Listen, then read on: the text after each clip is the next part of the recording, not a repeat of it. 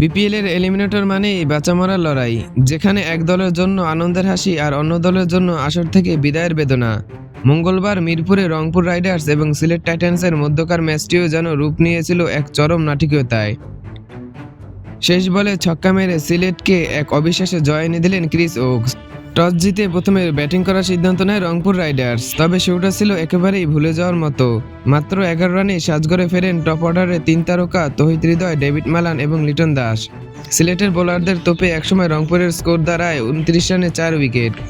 মধ্যলগ্নে মাহমুদুল্লাহ রিয়াদ এবং খুশদিল শাহ হাল ধরার চেষ্টা করেন। মাহমুদুল্লাহ 26 বলে 33 এবং খুশদিল 19 বলে 30 রানের গুরুত্বপূর্ণ ইনিংস খেলেন।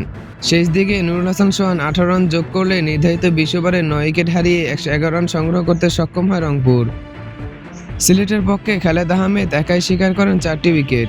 112 রানের সহজ লক্ষ্যে খেলতে নেমে সিলেটও খুব একটা স্বস্তিতে ছিল না।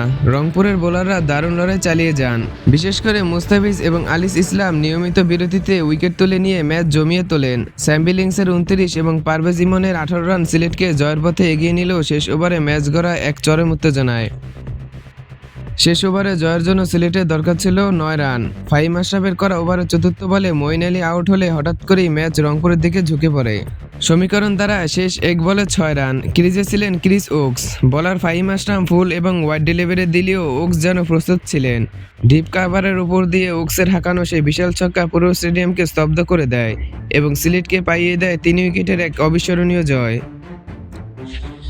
এই জয়ের মাধ্যমে সিলেট প্লে অফে নিজেদের আশা টিকিয়ে রাখলো আর রংপুরকে বিদায় নিতে হলো আসর থেকে।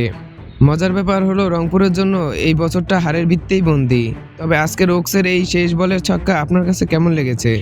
রংপুর কোথায় ভুল করেছে বলে আপনি মনে করেন? কমেন্টে আপনাদের মতামত জানাবেন।